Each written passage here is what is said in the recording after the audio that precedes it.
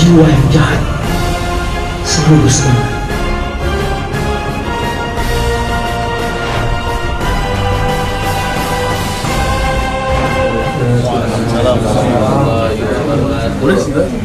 Alhamdulillah, wassalatu wassalamu ala rasulillah wa ala alihi wa sahbihi wa mawala. Ashhadu an la ilaha illallah wahdahu la syarika lah wa ashhadu anna muhammadan abduhu wa rasuluh. Allahumma salli ala Muhammad wa ala alihi wa sahbihi ajma'in wa ba'du. Bapak Ibu jemaah salat zuhur rahimakumullah, pada kesempatan ini kita akan melanjutkan kajian tafsir surah Al-Qalam dari ayat 17 dan sesudahnya. Sebelum kajian ini dimulai, mohon masing-masing menyimak dengan khusyuk kandungan surah Al-Qalam yang akan kita tafsirkan pada hari ini, karena Allah berfirman, wa idza quri'al Qur'an fastami'u lahu wa ansitu la'allakum turhamun.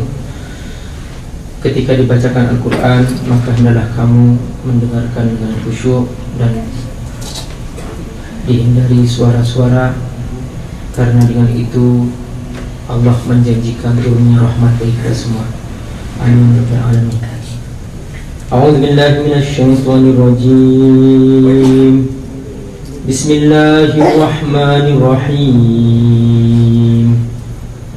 Inna balawnahum kama balawna ashabal jannah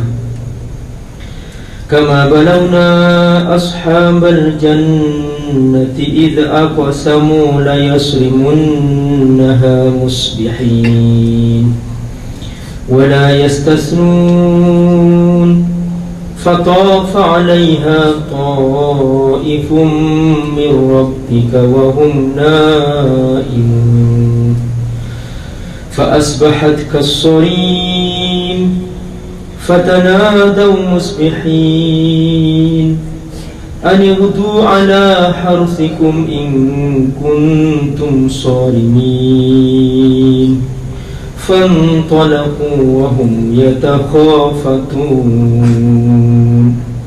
ألا يدخلنها اليوم عليكم مسكين وغدوا على حرد قادرين فلما رأوها قالوا إنا لضالون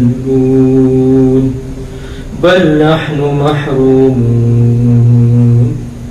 قال أوسطهم ألم أقل لكم لولا تسبحون قالوا سبحان ربنا إنا كنا ظالمين فأقبل بعضهم على بعض يتلاومون قالوا يا ويلنا إنا كنا طاغين عسى ربنا أن يبدلنا خيرا منها إنا إلى ربنا راغبون كذلك العذاب ولعذاب الآخرة أكبر لو كانوا يعلمون. Sadaqallahul Inna balawnahu, inna sesungguhnya kami, balawnahum telah menguji mereka. Diambil dari kata bala, bala ujian. Bala di sini balawnahum, kami telah menguji mereka, maksudnya penduduk Mekah. Jadi Allah SWT menceritakan kepada Rasulullah SAW bahwa Allah akan menguji penduduk Mekah. Seperti apa ujiannya? Kama balawna, seperti atau sebagaimana telah kami uji ashabal jannah, para pemilik kebun. Al-jannah artinya al-bustan. Jadi tidak semua kata jannah artinya surga yang di alam akhirat, tetapi juga al-jannah dalam pengertian bahasa Arab juga artinya al-bustan atau kebun, tergantung redaksi daripada ayatnya. Maka di sini kama balawna ashabul jannah, sebagaimana kami telah menguji para pemilik kebun. Disebutkan dalam tafsir bahwa pemilik kebun ini maksudnya dulu pernah ada orang kaya di sebelah atau di wilayah dekat Son'a di Yaman. Kekayaan mereka nampak karena mereka memiliki kebun yang sangat luas dan penuh dengan buah-buahan. Dari saking suburnya kebun itu, diceritakan oleh para ulama tafsir bahwa seandainya seorang wanita membawa bakul di kepalanya, dia berjalan di bawah pohon-pohon kebun itu dari ujung ke ujung, berjalan saja, lewat saja di bawahnya, maka begitu sampai di ujung sebelahnya, bakulnya sudah penuh dengan buah-buahan. Dari saking lebatnya dan dari saking banyaknya buah-buahan di situ. Pemilik kebun ini meninggalkan banyak anak. Begitu pemilik kebun ini meninggal dunia, kepemilikan kebun ini jatuh kepada ahli warisnya, kepada anak-anaknya. Namun sedikit perlu diceritakan di sini apa yang telah dibanggakan oleh Allah sehingga Allah harus menceritakan kisah ini dalam Al-Quran, bahwa sang ayah dan ibu ketika masih hidup, dia tidak pernah memetik buah yang ada di kebun itu pada musim panen, kecuali setelah mereka memanggil semua orang-orang miskin yang di sekitar kampung itu, lalu mereka dipersilahkan mengambil hak mereka dengan batas yang telah ditentukan. Satu bakul masing-masing membawa dari buah itu. Begitulah kebiasaan pemilik kebun ini. Dia tidak mau mengambil dari buah yang ada di kebun itu kecuali setelah para fakir miskin mengambil hak mereka pertama kali. Begitu sang ayah meninggal, para anak berpikir, ini ayah kita ini bego.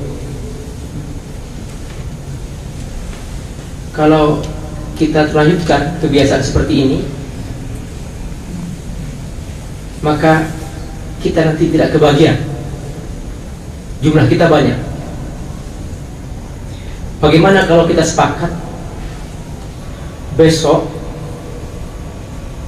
sebelum orang-orang miskin itu datang, kita sudah panen duluan, karena besok ini hari panen, kata anak-anak itu. Kesepakatan terjadi pada malam harinya.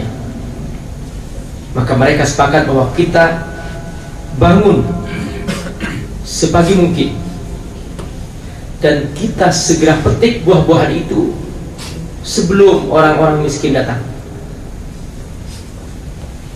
kita akan mendapatkan kekayaan yang lebih banyak lagi. Nah, inilah yang Allah ceritakan, id aqsamu, ketika mereka bersumpah. Al-qasam artinya sumpah. Jadi ketika mereka pada malam itu, anak-anak para milik kebun itu bersumpah, la yasrimunnaha musbihin, mereka akan memetiknya. Suara mayasrimu artinya, suara mayasrimu artinya metik. Mereka akan memetik semua buah-buahan yang ada di kebun itu, musbihin, sepagi mungkin. Sobah, musbihin artinya pada waktu pagi. Dan karena mereka yakin bahwa ini kebun mereka dan ini pasti mereka bisa berhasil memetiknya, mereka berkata tanpa mengucapkan insya Allah. Kata Allah, wala yastasnun, wala yastasnun, tidak mengucapkan insya Allah. Jadi kata istisna artinya sebetulnya dalam bahasa Arab perkecualian. Jadi ada kata illa, illa itu istisna namanya. Jadi mereka tidak mengatakan illa ayyasha Allah, aqsamu la yaslimunnaha musbihin illa ayyasha Allah. Jadi mereka tidak mengatakan itu, tidak mengucapkan istisna, tidak mengucapkan insya Allah. Di sini Allah menegaskan bahwa kalau kita bertekad dalam urusan apapun, jangan lupa insya Allah. Jadi jangan pakai style yakin, wah kita pasti berhasil, kita pasti untung, kita pasti dapat. Tidak. Kalau kita punya rencana, kalau kita punya keinginan, punya kesepakatan, ini pelajarannya.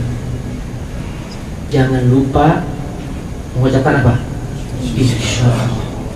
Di sini Allah Subhanahu wa ta'ala tahu bahwa itu kebun mereka, itu milik mereka, aku tahu.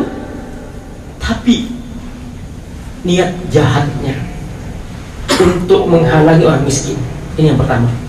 Yang kedua, style yakinnya bahwa dia pasti bisa mendapatkan buah itu dengan tanpa mengucapkan insya Allah. Maka inilah yang membuat Allah seketika marah. Langsung fatofa alaiha. Tofa artinya tof, tofa yatuf, bertawaf, berputar.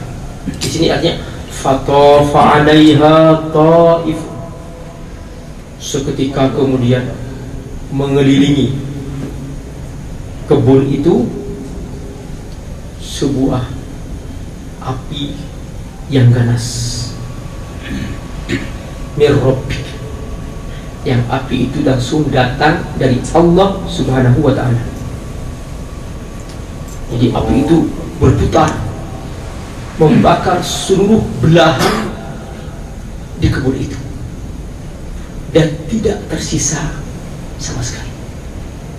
Sampai sekarang saya pada waktu umroh beberapa bulan yang lalu sempat mampir di Son'a transit karena lama menunggu pesawat. Akhirnya kita kontak kedutaan Indonesia, minta tolong diantri jalan-jalan. Ternyata di antara tempat yang ditunjuki mereka disebut ada Ardul Jannatain, kampung dua kebun yang pernah dibakar oleh Allah SWT. Saya tadinya belum paham ayat ini dengan jelas. Begitu saya nyampe ke sana bersama jemaah umroh, saya melihat langsung, ya Rabb, satu kampung semuanya arang hitam, masih ada tumpukan-tumpukan seperti patahan-patahan kayu dan yang hangus semuanya, dan tidak ada rumah di sana. Satu kampung. Di sini Allah menggambarkan fa asbahat kas-sarim, maka kampung itu menjadi hitam legam seperti malam gelap gulita. Itulah kampung dan kebun yang oleh Allah Subhanahu wa ta'ala diadab. Wahum naimun, kata Allah, wahum naimun. Waktu itu mereka tidur. Karena sebelum mereka tidur, mereka bersepakat besok apa yang kita harus lakukan. Mereka bersepakat, oh kalau begitu kita jangan beri kesempatan orang miskin itu, karena kalau kita beri kesempatan nanti kita nggak kebagian. Oh kalau begitu iya, sepakat.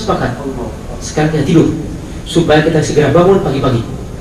Nah, begitu mereka tidur, seketika kemudian Allah kirimkan angin dan api yang kencang dan membakar kebun itu, sampai kebun itu menjadi arang. Asbahat kasorim. Asorim artinya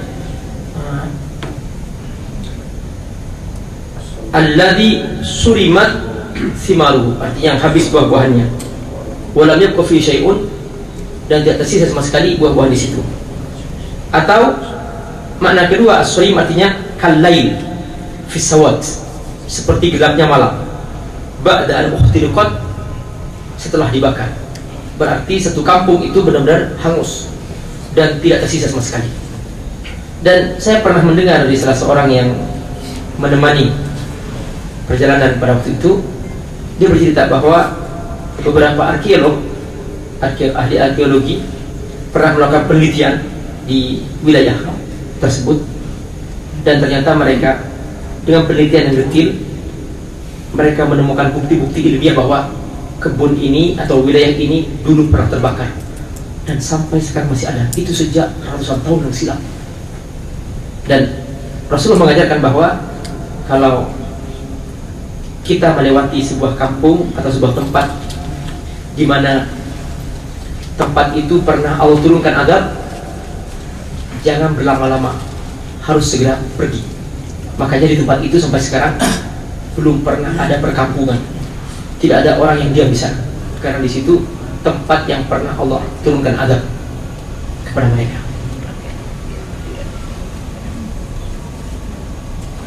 Sekarang tibalah saatnya pagi hari. Allah menggambarkan kisah sekelompok ahli waris ini, bagaimana mereka bersegera bangun untuk segera mengambil buah-buahan itu. Kata Allah, fatanadaw musbihin.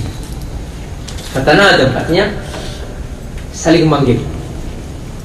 Tanada, nada yunadi, artinya memanggil. Fatanada artinya saling memanggil. Fatanadaw musbihin. Mereka saling memanggil di pagi itu, ketika mereka baru selesai bangun. Nah, cara manggilnya di sini adalah apa? Anirdu ala hartikum in kuntum sharimin. Ayo bangun. Irdu artinya segera berangkat. Kemana? Ke kebun. Ghada yardu artinya berangkat di waktu pagi. Jadi kalau keluar di waktu pagi masih belum terik matahari, sebut ghada yardu. Anirdu, ayo berangkat. Ila hartikum. Anirdu ala hartikum. Ayo pergi ke kebun, tempat kita menanam kebun itu. In kuntum sharimin, kalau kamu yakin bahwa kamu bisa mendapatkan buah-buahan itu.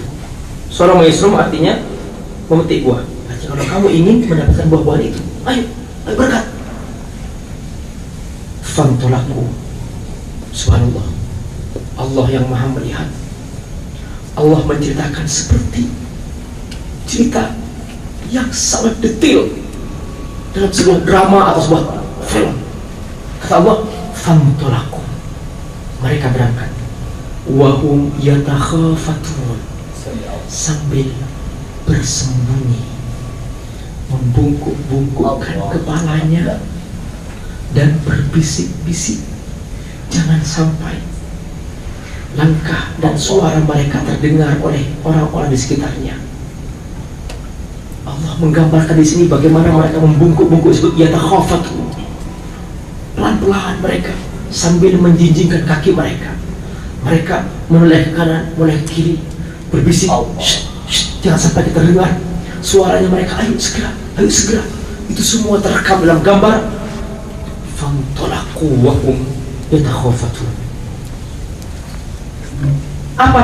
Mengapa mereka begitu? Alla yadkhulannaha al-yawma alaikum miskin. Allah, agar yadkhulannaha, tidak masuk ke dalam kebun. Al-yawm, pada hari ini. Miskin, alaikum miskin, orang-orang miskin, supaya tidak ada orang miskin datang kepada kita. Kita memiliki kebun, ayah kami telah meninggal dunia, ayo kita kuasai, kita ambil sebelum datang orang-orang miskin itu. Allah. Wa ghadaw ala hardin qadiri, kata Allah, mereka dengan semangatnya pergi di pagi hari. Ala hardin, artinya dengan yakin, qadiri, bahwa mereka bisa metik buah itu. Kenapa? Karena mereka sudah yakin ini pasti kita akan menguasai semua buah-buahan dan tidak satupun yang jatuh dari buah itu ke tangan orang miskin. Kita akan menghabiskan segera semua buah itu. Di sini Allah menggambarkan kondisi psikologis mereka. Mereka bersemangat karena mereka ingin menguasai kebun itu. Di sini tergambar bahwa setiap jiwa yang jahat selalu bersemangat.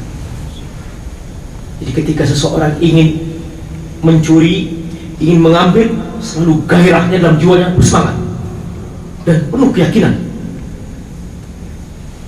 Perhatikan, digambarkan oleh Allah Subhanahu seperti itu. Lain orang yang ingin mendapatkan kebaikan, jarang orang semangat. Katakanlah semangat pergi ke masjid salat subuh, itu jarang. Semangat bergairah untuk membaca Quran, mendengar majelis ilmu, semangat, itu jarang.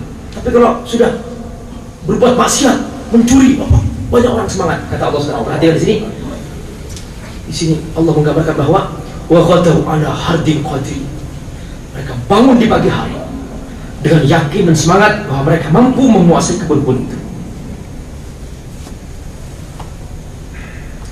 Falamma ra'auha, ketika mereka melihat, melihat kebunnya. Falamma ra'auha, berarti mereka sudah sampai di tempat kebun itu dan mereka sedang berdiri berkumpul bersama sahabat-sahabatnya, saudara-saudaranya. Mereka sudah berkumpul di sana dan mereka menyaksikan di sini kebun kita. Falamma ra'auha qalu, semua mereka berkata, inna ladhalun, kami sesat, kami salah jalan. Ini buat kebun kita, kami salah jalan, kata mereka. Salah seorang dari mereka mencoba meneliti, melihat pinggir-pinggirnya di kebun itu, dicari ciri-cirinya, dilihat satu persatu. Terus ketika mereka menemukan bukti-bukti bahwa ternyata itu kebun mereka, seketika salah seorang dari mereka berkata dengan segera, bal nahnu mahrumun, benar, ini kebun kita, tapi kami sudah tidak kebagian. Mahrum artinya mahrum, tidak kebagian. Hurimah, mahram artinya tidak kebagian, sudah hangus. Bal nahnu mahrumun, kami tidak kebagian. Di sini pelajaran paling mahal bahwa niat jahat kalau sudah sampai kepada tekad, sekalipun tidak tercapai, maka itu dosanya sama dengan mencapai. Makanya Allah langsung seketika turunkan azab. Saya ulang lagi, niat yang kuat kalau sudah sampai kepada tekad untuk berbuat jahat, maka oleh Allah dihitung itu kejahatan yang sama, sekalipun dia belum melakukannya, belum mencapai melakukannya. Makanya oleh Allah langsung diadab. Berbeda dengan orang berniat terus mengurungkan niatnya atau membatalkan niatnya, itu berbeda. Maka itu belum tulis kejahatan. Tapi ini sudah niatnya berupa tekad, mereka tidak mengurungkan, hanya belum tercapai, maka itu sama dengan kejahatan itu sendiri. Contoh, ada seorang maling ingin mencuri. Begitu dia sudah punya niat mencuri, dia pikir kayaknya ini dosa ya mencuri itu, udahlah nggak jadi. Nah ini nggak dosa. Kenapa? Karena belum melakukannya dan dia membatalkan niat itu. Berbeda dengan orang yang dia pengen mencuri, langsung dia beli cungkilan, beli linggis, beli obeng, untuk semua alat-alat untuk mencuri sudah disiapkan. Pas ketika dia mau menyungkil pintu orang itu, tiba-tiba ada spam lewat, dia lari.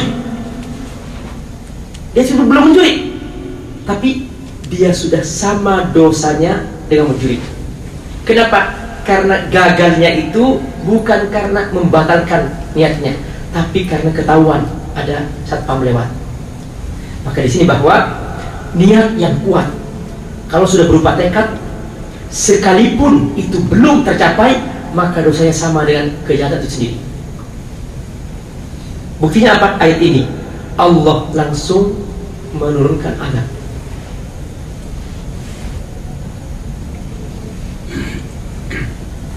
Begitu mereka sudah tidak punya harapan, hilang, kebun sudah habis, hangus, tidak ada yang mereka inginkan. Seketika berkata orang yang baik di tengah mereka, yang sejak tadi malamnya mereka sudah berpesan, jangan kau lakukan, jangan, kata yang baik ini, kalau kamu lakukan itu aku tidak setuju. Nah, begitu pagi harinya terjadi apa yang terjadi, orang yang baik ini segera memberikan pesan, qala awsatuhu, berkatalah orang yang paling baik di tengah-tengah mereka, kata Allah, alam aqul lakum laula tusabbihun, bukankah aku telah memperingatkan kepadamu, jangan lakukan itu, ucapkan tasbih, ucapkan tasbih, jangan kamu lakukan kejahatan itu. Di sini teguran bahwa setiap kita melihat nikmat yang Allah berikan kepada kita, disunahkan kita mengucapkan tasbih. Kalau kita mau masuk rumah kita, subhanallah. Melihat anak kita, subhanallah. Melihat istri kita, subhanallah. Gitu. Supaya berkah, subhanallah. Kalau tidak, apa kata ayat ini? Rentan akan terkena azab. Wah, rumahnya bagus pak. Rumah siapa dulu? Udah, tanda-tanda ini. Wah, anaknya ganteng pak. Bapaknya siapa? Jadi setiap melihat sesuatu nikmat yang datang dari Allah, ucapkan subhanallah. Mau masuk rumah, subhanallah. Mau masuk mobil, subhanallah. Begitu seterusnya. Di sini peringatan bahwa kata kawan yang dekat dan baik ini, qala awsatuhu alam aqul lakum laula tusabbihun, aku sudah berkata kepadamu tadi malam, mengapa kamu tidak mengucapkan tasbih saja? Jangan berniat jahat. Seketika mereka bertasbih, qalu subhana rabbina inna kunna zalimin, subhana rabbina inna kunna zalimin, maha suci engkau Tuhan kami, kami telah berbuat zalim. Pengakuan diucapkan masing-masing oleh mereka. Mereka segera menyesali itu. Nah, di sini kita belajar bahwa ketika terjadi sebuah peristiwa karena niat jahat atau karena dosa, maka kita segera minta ampun dengan mengucapkan subhan rabbina inna kunna zalimin. Ini juga yang dibacakan oleh Nabi Adam alaihissalam ketika bersalat la ilaha illa anta, Nabi Yunus alaihissalam la ilaha illa anta subhanaka inni kuntu minadh dhalimin. Ini dibacakan Nabi Yunus ketika dalam perut ikan. Makanya ketika Nabi Yunus waktu itu dia melihat kaumnya sudah tidak mau mendengarkan, Nabi Yunus kesal. Dhahaba mughadiban, kata Allah. Nabi Yunus pergi meninggalkan kaumnya, padahal kaumnya masih butuh bantuan, masih butuh bimbingan. Nabi Yunus karena kesal akhirnya pergi meninggalkan kaum itu. Nah, di tengah jalan Nabi Yunus dilempar ke laut dan dimakan oleh ikan. Nah, begitu masuk ke dalam perut ikan, malaikat mendengar suara tasbih. Mereka tidak tahu di mana tempat tasbih itu. Mereka bertanya kepada Allah, ya Rabb, ini sami itu abdan min ibadika yusabbih. Aku mendengar dari sebagian hambamu kau bertasbih, siapakah itu? Kata Allah, dzalika abdi Yunus, itu hambaku Yunus, kata Allah, di perut ikan. Di sini kemudian Allah firman, laula annahu minal musabbihin la lathbita fi batnil hut ila yawmi yub'atsun. Seandainya dia tidak membacakan tasbih, maka Yunus akan tetap dalam perut ikan itu sampai hari kiamat. Begitu mendengar, begitu terucap dari lisan Nabi Yunus, la ilaha illa anta subhanaka inni kuntu minadh dhalimin. Diucapkan sama-sama, la ilaha illa anta subhanaka inni kuntu minadh dhalimin. Di sini perhatikan kata Allah, ketika terucap dari lisan Yunus, subhanallah la ilaha illa anta subhanaka inni kuntu minadh dhalimin, Allah seketika perintahkan, ya Hud, wahai ikan, la ta'kul lahu lahma, jangan kau makan dagingnya, wala tahmish lahu azma, dan jangan kau hancurkan tulangnya. Karena sudah terlanjur Nabi Yunus masuk dalam perut ikannya, maka seketika ikan itu bergerak ke pinggir, ke tepi pantai, dan dimuntahkan lagi pada ikan itu. Keluar Nabi Yunus tanpa kulit, karena Allah perintahkan dagingnya jangan dimakan. Jadi kulitnya sudah kekeruk, sudah kemakan, ya, tanpa kulit keluar, tapi masih hidup Nabi Yunus AS. Setelah itu Allah kembalikan lagi kulitnya. Subhanallah. Di sini bahwa berkat kita membacakan tasbih, makanya jangan menjadi orang yang bakhil bertasbih kepada Allah SWT. Di mana kita berada, Rasulullah SAW paling suka bertasbih. Subhanallah walhamdulillah wa la ilaha illallah wallahu akbar. Bahkan kalau kata Rasulullah SAW, kalau kau baca tasbih setiap hari, tasbih yang kita bacakan subhanallah walhamdulillah wa la ilaha illallah wallahu akbar, kita baca sehari 100 kali, kata Rasulullah, a'tallahu hajatahu, Allah akan memberikan apa yang dia inginkan qabla ayatru, sebelum dia minta. Kita punya kebutuhan, punya keinginan apa, ucapkan tasbih, Allah akan memberi sebelum dia minta. Bahkan ada satu hadis lain menjelaskan bahwa kalimatan khafifatan lisan, dua kalimat yang ringan diucapkan lisan, safilatan fil mizan, tapi berat timbangannya. Apa itu? Subhanallah wa bihamdihi subhanallah al-azim. Subhanallah. Ini ucapkan tasbih dimanapun kita berada, dan tidak sulit. Di lift, subhanallah wa bihamdihi subhanallah al-azim, ucapkan supaya berat timbangan kita. Ini ringan dalam lisan, tapi berat timbangannya, kata Allah SWT. Kita bisa lakukan di saat mau rapat, sedang rapat, bisa kita ucapkan. Sedang bekerja di kantor, punya waktu yang banyak, kita bisa melakukan itu. Di saat berjalan dari rumah kantor, kantor ke rumah, kembali, semua waktu sangat luas kita ucapkan kepada hajat tanpa batas waktu. Di sini ternyata orang yang baik ini sudah sejak awal mewanti-wanti, jangan kau ucapkan, jangan kau lakukan jangan itu. Qala awsatuhum alam aqul lakum laula tusabbihun, aku sudah berkata kepada kalian tadi malam, jangan kau lakukan itu, ucapkan tasbih. Seketika mereka mengucapkan, qalu subhana rabbina inna kunna zalimin, maha suci engkau ya Allah, kami telah melakukan kezaliman. Di sini kita sebagai hamba Allah harus belajar. Jangan merasa berat mengakui dosa. Jangan merasa berat di depan Allah mengakui bahwa kita telah menzalimi diri kita sendiri. Inna kunna zalimin. Inna kunna zalimin.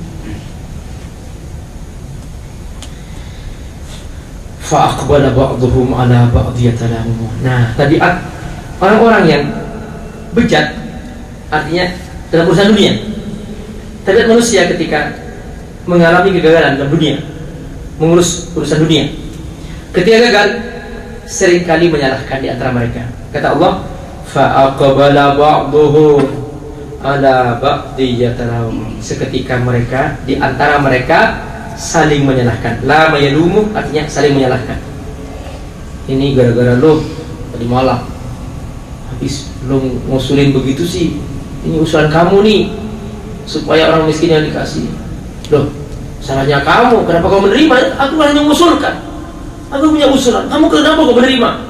Ya tapi kan tadinya saya nggak kepikir begitu. Tapi kan kamu yang mengusulkan. Iya, aku hanya punya usulan. Usulan aku ini maksudnya supaya kita dapat lebih banyak. Itu usulan aku, pikir aku. Tapi kamu karena menerima, saling menyalahkan di antara mereka. Fa'aqbala ba'dhum ala ba'd yatalamun. Nah, seorang beriman ketika terjadi sesuatu, jangan biasakan saling menyalahkan. Apa kata Rasulullah? Ketika terjadi sesuatu di luar rencana, di luar kemampuan, segera ucapkan qadarullah ma syaa. Coba ucapkan qadarullah ma syaa. Lagi qadarullah ma syaa. Ya, ini sudah takdir Allah. Sudah selesai. Jangan wah seandainya begini tadi. Kata Rasulullah, hindari kata lau. Hindari kata seandainya. Sudah, nggak perlu. Sudah terjadi. Kalau kita mengatakan lau, seandainya begini, udah, berarti dia telah menafikan takdir Allah, saudara. Udah ucapkan qadarullah ma syaa. Ini takdir Allah, ini kehendak Allah. Sudah terima. Kita lapang dada, kita segera pikirkan yang lain. Karena yang sudah terjadi. Maka ini di luar kemampuan kita. Cukup kita mengucapkan qadarullah ma syaa. Selesaikan. Yang saya menyalahkan. Maka seketika mereka langsung mengakui, qalu ya wailana inna kunna taghin. Seketika mereka berkata, qalu ya wailana, ya halakana, ya sudah, celaka kami celaka. Inna kunna taghin, kami telah berbuat menyimpang, melampaui batas. Ini karena niat kami yang rakus, sudah, karena niat kami yang jahat. Di sini nampak bahwa sekalipun itu harta seseorang, harta dia, tetapi ketika menghalangi orang miskin, itu adalah perbuatan jahat. Perhatikan, ini perlu dipahami. Sekalipun itu harta kita, tapi kalau ternyata dia menghalangi hak orang miskin, contohnya tidak bayar zakat, maka dia telah mengambil yang haram dari hak mereka. Di dalam harta kita ada hak mereka.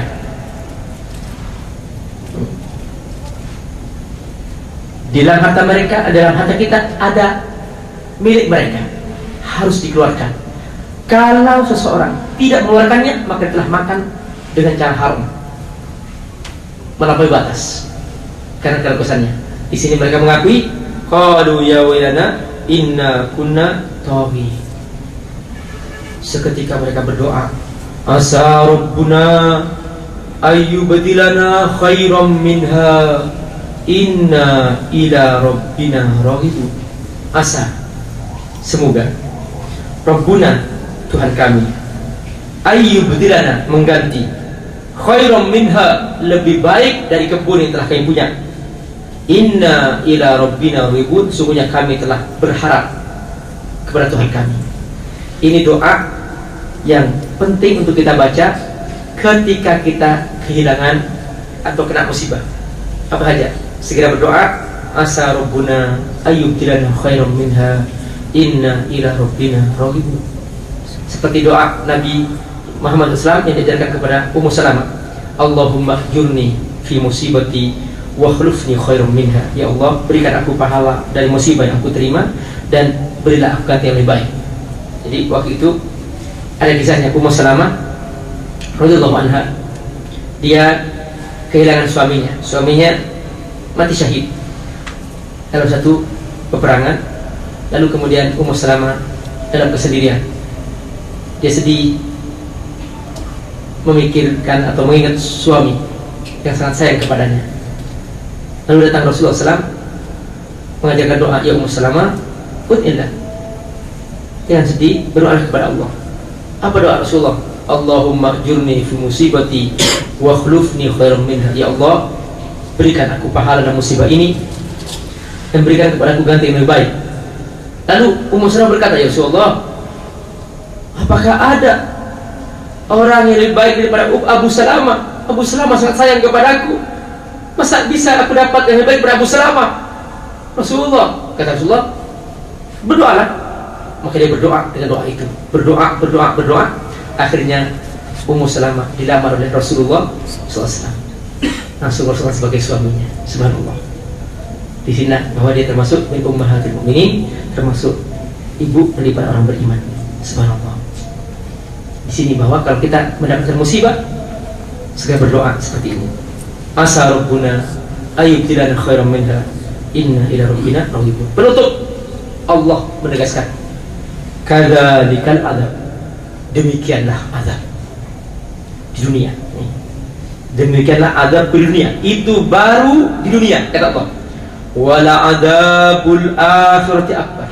Dan ingat bahwa mereka nanti kelak akan diazab kembali oleh Allah di akhirat. Jadi itu baru mukadimah. Seperti orang-orang yang tidak beriman, mereka diazab di dunia, itu mukadimah. Wala adzabul akhirati akbar. Dan azab Allah di akhirat jauh lebih besar lagi. Lau kanu ya'lamun, seandainya mereka mengetahui hakikat itu. Disinilah pentingnya kita beriman kepada hari kiamat, bahwa kita tahu dunia ini hanyalah sementara dan ada alam yang abadi, itulah alam akhirat. Dan sekarang amal kita yang paling menentukan apakah ke surga atau ke neraka. Kitalah yang bersungguh-sungguh memilih mana jalan ke surga, mana ke neraka, dan segera kita men-setting diri kita. Kalau menjadi di surga, segera setting sebagai di surga secara maksimal dan hindari yang sebaliknya. Itulah, semoga Allah memberkahi kita semua. Kita baca doa kafaratul majlis. Subhanakallahumma wa bihamdika asyhadu an la ilaha illa anta astaghfiruka wa atubu ilaik. Wassalamualaikum warahmatullahi wabarakatuh.